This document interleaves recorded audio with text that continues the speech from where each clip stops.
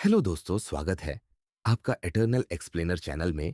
आज हम दोबारा से एक्सप्लेन करने जा रहे हैं रिवरेंड इंसैनिटी। तो चलो फटाफट से चैप्टर 15 स्टार्ट करते हैं। भरी हुई थी। एक गुप्त गुफा के अंदर अचानक पीछे से किसी की आवाज गूंज उठी। यहां तक कि फैंग युआन जैसे शख्स के लिए भी उसकी गर्दन के पीछे के रोंगटे खड़े हो गए। पूरा सिर सुन्न सा महसूस हुआ। उसे यकीन हो गया कि उसका पीछा किया गया है।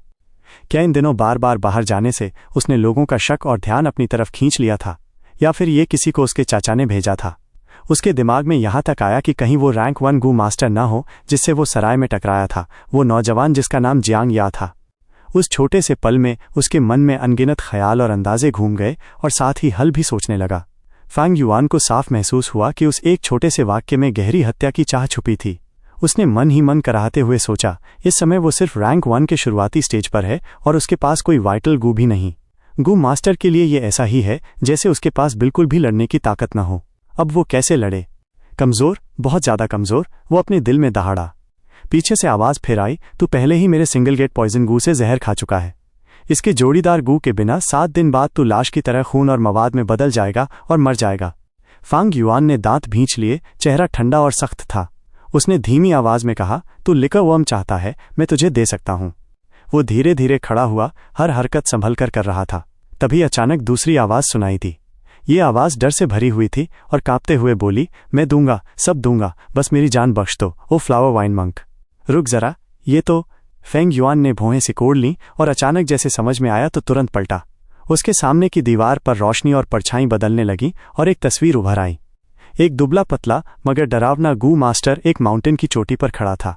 उसके सामने दूसरा गू मास्टर जमीन पर साष्टांग पड़ा था। उनके चारों तरफ गिरी हुई मिट्टी और पत्थर के टुकड़े बिखरे थे, जो हाल ही में हुई भयंकर लड़ाई का सबूत दे रहे थे।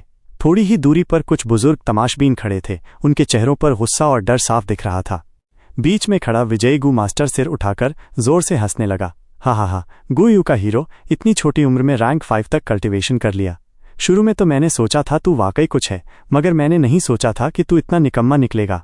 वह गू मास्टर लंबी पतली आंखों वाला था।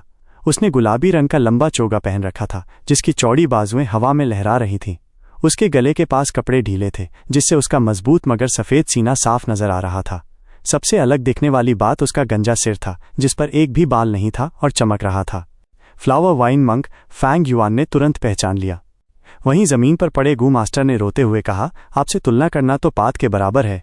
मैं पागल था जो आपको पहचान नहीं पाया और आपको नाराज कर दिया। फ्लावर वाइन सर, कृपया हमारे कबीले की पहले की मेहमाननवाजी याद कीजिए और मेरी जान बख्श दीजिए। फैंग युआन ने आंखें सिकोड़कर ध्यान से देखा।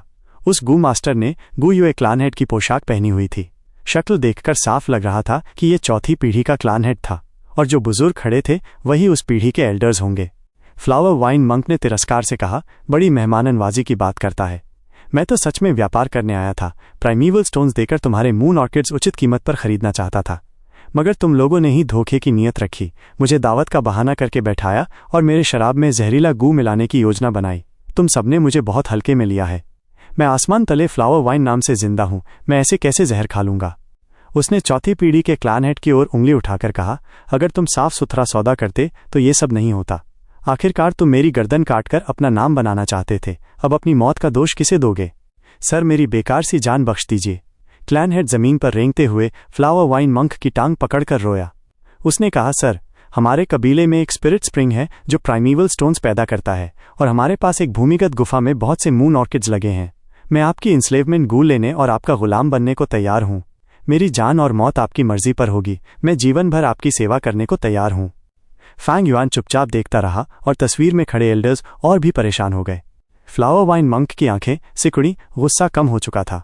उसने कहा, इंस्लेवमेंट गू कीमती से कीमती गू है, रैंक 5 का गू। क्या तुम सोचते हो कि मेरे पास होगा? लेकिन तुम पहले ही मेरे सिंगल गेट पॉइजन गू से प्रभावित हो चुके हो। तुम्हें सिर्फ मैं ही ठीक कर सकता हूं, इसलिए मुझे तुम्हारी गद्दारी का डर नहीं है।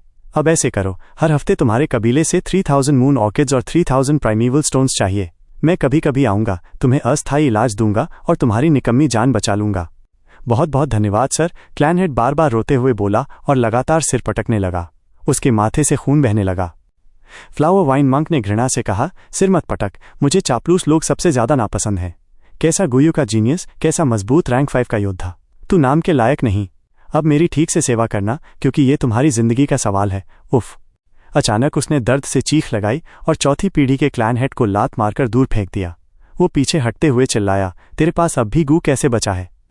क्लैन हेड ने खून थूकते हुए बड़ी मुश्किल से उठकर चेहरे पर चालाक मुस्कान लाई। उसने कहा, हा, कोई भी इंसान डेविल फैक्शन वालों को सजा दे सकता है। ये गू मून शैडो कहलाता है। ये छुपने में सबसे माहिर है।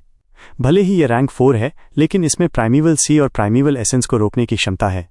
दानव, तू और मैं बहुत देर से लड़ रहे हैं। तेरे पास अब गू कम रह गए हैं। तू मून शैडो गू को कैसे रोकेगा? अब चुपचाप गुलाम बन जा। जब तक मैं खुश रहूंगा तू जिंदा रह पाएगा। फ्लावर वाइन मंक गुस्से से दहाड़ा, भाड़ में जा। उसकी आवाज़ अभी ख़त्म भी नहीं हुई थी कि उसका शरीर बिजली की तरह आगे बढ़ा और उसकी मुक्का क्लैन हेड के दिल पर जा लगा। क्लैन हेड ने सोचा भी नहीं था कि फ्लावर वाइन मंक इतना कट्टर निकलेगा। भले ही उसका प्राइमीवल सी खतरे में था, फिर भी उसने समझौता नहीं किया। उसके शरीर पर जबरदस्त बल पड़ा और वो आसमान में उछलकर बोरे की तरह जमीन पर आ गिरा। धप। उसके मुंह से खून का बड़ा सा फवारा निकला, जिसमें उसके अंदरूनी अंगों के टुकड़े मिले हुए थे। क्या तुम पागल हो गए हो? हम इसे बातों से सुलझा सकते थे। उसकी आंखों में गुस्सा भर गया। होंठ मुश्किल से हिले, मगर वाक्य अधूरा ही रह गया। उसके पैर ढीले पड़ गए और सिर एक ओर झुक गया। वो मर गया। क्लैन हेड, डिमोनिक रास्ते के लोग सब पागल होते हैं। उसे मार डालो। इस दानव को खत्म करो। क्लैन हेड का बदला लो। उस पर मून शैडो गू का असर है। अब वो आसानी से प्राइमीवल एसेंस का इस्तेमाल नहीं कर सकता। वक्त के साथ उसकी एसेंस भी खत्म हो जाएगी। बुजुर्ग एल्डर्स गुस्से से दहाड़ते हुए दौड़े। हा, जो मौत ढूंढते हैं, आओ। फ्लावर वाइन मंक ने हवा में चिल्लाया और सीधे एल्डर्स की ओर झपटा। भयंकर लड़ाई छिड़ गई और जल्द ही फ्लावर वाइन मंक का पल्ला भारी पड़ गया। थोड़ी ही देर में सारे एल्डर्स जमीन पर गिरे पड़े थे, कोई घायल तो कोई मरा हुआ। जैसे ही वो बाकी बचे एल्डर्स को मारने वाला था, उसका चेहरा बदल गया और उसने पेट पर हाथ रख लिया।